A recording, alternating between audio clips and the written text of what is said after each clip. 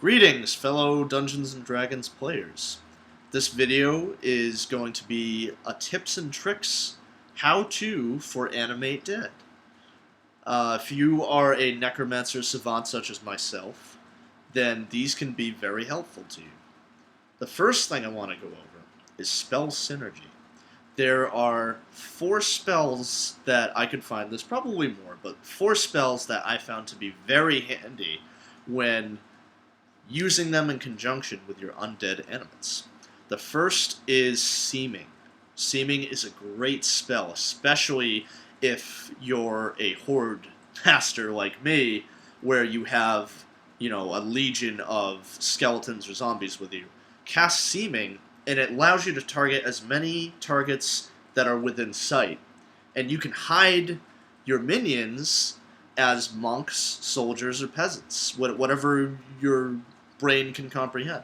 And they can move around without being detected, as long as they're not causing any real, disturbances. So you can hide in plain sight going into towns with your undead army at your toe, being ready to defend you if stuff goes down. Second is Cloud Kill and Stinking Cloud. The benefit to this is undead, especially the ones you raise, are immune to poison, and they don't need to breathe. So if there's a group of enemies away from your party, you can send an undead minion, or all of your undead minions, into it, and cast Stinking Cloud on one of them. See where I'm going with this? All the enemies are going to take the damage and negative effects of Cloud Kill or Stinking Cloud, but your undead, totally unharmed. Totally unharmed. So that's a pretty good benefit. And then the third spell is Rope Trick at level 2. Now, occasionally when you're a necromancer, you may be hunted down by a paladin or two. So, one of the ideas I came up with was if you know somebody's coming to get you, and you know that they'll be able to sense your undead or detect your undead in any way, use Rope Trick. Because Rope Trick creates an extra dimensional space that has room enough to fit, I think it's 5 or 6 people.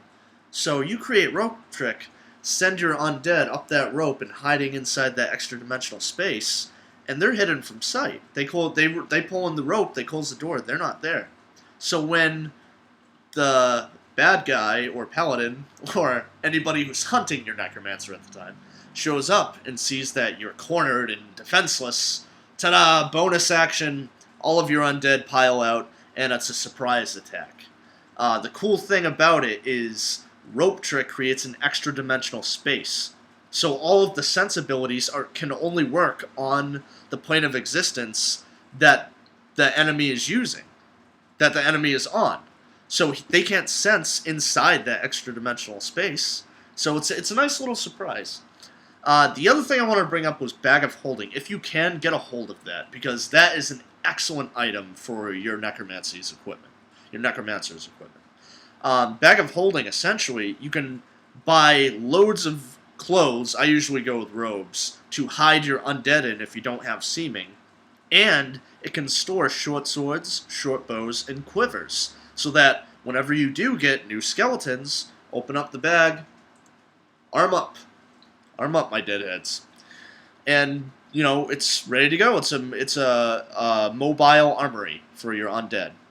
The last thing I wanted to go over was positioning. Positioning in combat.